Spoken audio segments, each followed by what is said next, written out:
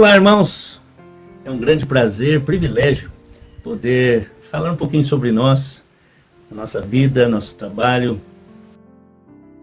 Eu sou do interior de São Paulo, cidade de Caçapava, onde me converti com 8 anos de idade. Um dos missionários, pastor Aaron Evans.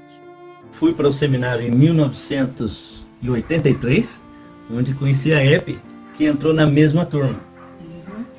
Então, eu sou de Santa Catarina, do interior, lá de Sede Ribeiro, perto de Piratuba.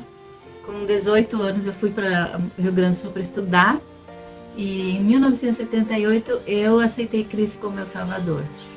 E depois disso eu entrei na Igreja Batista, lá, Batista Regular, e em 83 também senti o desejo de ir para o seminário, onde a gente estudou junto. Mas o fato de eu estar na Igreja Batista não fazia de mim um cristão. Eu fui entender isso através da pregação de um pastor que estava visitando a igreja e que disse aquela frase clássica, né, que filho de peixe, peixinho é, mas filho de crente não é crentinho. Que cada um precisa aceitar Jesus como um salvador pessoal. Como criança, com 8 anos de idade, eu entendi isso e aceitei aquele apelo. Convidei Jesus para entrar na minha vida. Eu entendo que foi ali que eu me converti. Com 10 anos de idade, num acampamento para juniores, outro missionário, pastor Guilherme Griffin, no acampamento Maranata, depois de pregar em Isaías, capítulo 6, falando sobre o que Isaías viu, né, a glória de Deus, ele viu o seu pecado, ele viu que foi perdoado. E aí ele ouviu a voz do Senhor que dizia: a quem enviarei, a quem há de ir por nós? Ele disse: eis-me aqui, envia-me a mim. E o pregador falou para as crianças pegarem um graveto no chão e jogarem na fogueira, se cada criança entendesse que Deus estava falando no coração dela, para que elas também dissessem: eis-me aqui. Eu fiz isso e eu entendo que foi ali que Deus me chamou para ser um propagador da luz do Evangelho. Nós frequentamos a igreja luterana e só quando eu fui para o Rio Grande do Sul, porque eu tinha sofrido uma grande tristeza, né? Um namorado tinha morrido e eu fiquei muito triste, muito abatida. Então eu senti o desejo de ir para a igreja, como a minha irmã ia, né? Ela era professora de escola dominical ainda na igreja luterana. E eu fui procurar, né, conhecer mais lá e eles me deram uma classe para ensinar. Não conhecia quase nada da Bíblia. Então, uma moça que era da PE, que estava fazendo estágio lá. E eu acho que ela percebeu alguma coisa em mim e deu o livro sem palavras para mim estudar e ministrar para as crianças. E estudando as lições do livro sem palavras é que fui conhecer como levar uma criança a Cristo. Então, lendo esses versículos, conhecendo a verdade, né, que nós temos que tomar uma decisão aceitando Cristo como Salvador, que eu entendi que eu precisava ser salva.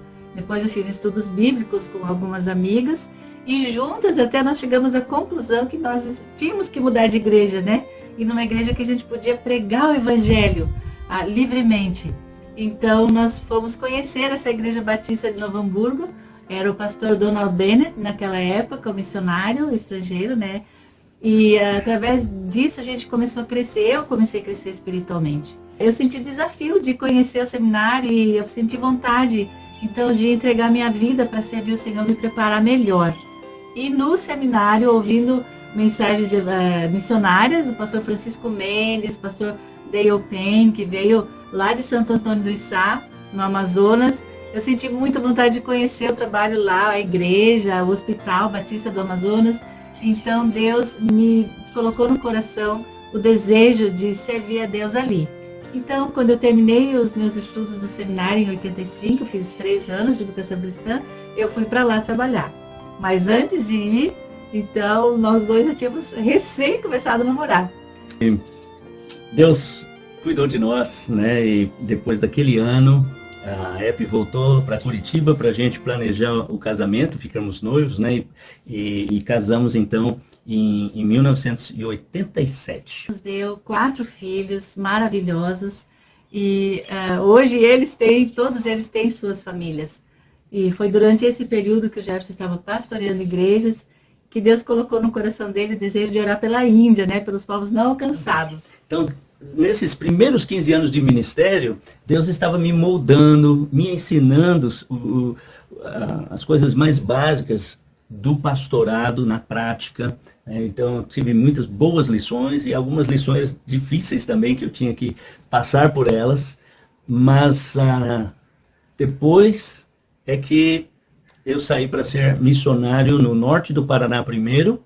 Todavia, durante aquele período, Deus tinha colocado a Índia no meu coração. Comecei a orar diariamente pela Índia para que Deus mandasse missionários. Deus foi dando tempo para nós amadurecermos essa ideia e também nossos filhos cresceram um pouco mais e Deus então nos deu a oportunidade de conhecer a Índia e colocou no nosso coração aquela certeza de que realmente era a vontade de Deus a gente ir para lá. Foi quando nós fomos, em 2009 a primeira vez, e depois de 2011 para morar, e nossos filhos ficaram aqui no Brasil, sendo cuidados pelos irmãos da igreja em Curitiba, e todos eles ficaram firmes e fiéis, se casaram com crentes fiéis também, e hoje cada um está servindo o Senhor, e já temos 10 netinhos, e embora estejamos longe, né, agora, mas foi um grande privilégio trabalhar na Índia, e continuamos a trabalhar, né? Fizemos conferências lá, e a partir daí, então, nós começamos a planejar nossa mudança, e nós fomos para a Índia em 2011, e durante esse período, né, nós fomos aprendendo algumas das diferenças que existem na Índia, né? Cada região tem sua particularidade, alguns lugares são mais difíceis, onde morávamos era mais tranquilo, mas nós visitamos alguns desses campos diferentes, onde havia riscos, e onde há riscos até hoje, né, para se pregar o Evangelho. Então foi lá, desde daquele tempo que nós conhecemos vários casais, hoje nós temos 10 casais, e até hoje todos eles estão firmes e fiéis, e as igrejas do Brasil têm ajudado, né, enviando suas ofertas, e nós repassamos para eles. É claro que com muito cuidado, porque o governo indiano é hindu e eles não têm nenhum prazer de ajudar, né? Então, através desse trabalho e também o Jefferson com o Amiá, o pastor Amiá, um deles, né? Iniciamos um seminário lá e até hoje estamos lecionando durante a semana online para ajudar na preparação de outros obreiros, né? Que não teriam como deixar tudo e ir para um seminário, estudar inglês, por exemplo. Por isso foi iniciado um seminário em Hindi. Essa é uma peculiaridade também. O inglês é uma das línguas mais faladas na Índia, depois o Hindi, que é falado por 40% da população, especialmente no norte da Índia. Mas a Índia fala 26 idiomas, 24 idiomas oficiais, fora as 1.600 outras línguas e dialetos. Só que as faculdades e universidades na Índia, todas só ensinam em inglês. Por isso os jovens, as crianças, elas têm que aprender inglês se elas querem estudar. E os seminários que foram para a Índia, e alguns muito bons, cujos presidentes são doutores nas escrituras, nós conhecemos mais de 25 seminários, alguns muito simples, construídos de bambu, outros enormes, com mais de 300, 500 alunos, e são seminários fundamentalistas. Só lembrando que para a quantidade da população da Índia, o número de cristãos lá não é muito pequeno, né? São apenas 2% da população que se diz cristão. Desses, uma metade é católico, outra metade é evangélico, com várias vertentes, né? Então, existem muitos líderes e muitos homens capazes para liderar trabalho, e já estão fazendo, sem ter uma educação formal em teologia. Então, esse nosso irmão, pastor Amiá, abriu o coração dele falando sobre essa necessidade, e que ele tinha muito desejo de começar um seminário na língua Hindi, porque mesmo que eles falam outros idiomas, eles sabem o Hindi, né? Então, começamos a trabalhar sobre isso, começamos a planejar, e logo no início foi muito difícil para achar material teológico na língua Hindi, porque tem muito em inglês, mas em Hindi quase não tinha. E agora, com a inteligência artificial, isso tem ajudado bastante. Eu mesmo sou o que trabalho na tradução de vários livros teológicos para o Hindi. E assim os alunos estão tendo material bom nas mãos deles, já na língua deles, né? E então eu e a EP damos aulas semanalmente, né? 3 vezes por semana, o pastor Amiá também, quase toda semana, além dele ter que ser o intérprete traduzindo as nossas aulas. Então é isso, irmãos. Pedimos suas orações, tanto para nós. Nosso pedido principal é que nós estamos aqui em Rondônia, já que não podíamos permanecer direto na Índia, né? Só que nós precisamos de um pastor, um missionário para ficar aqui na igreja.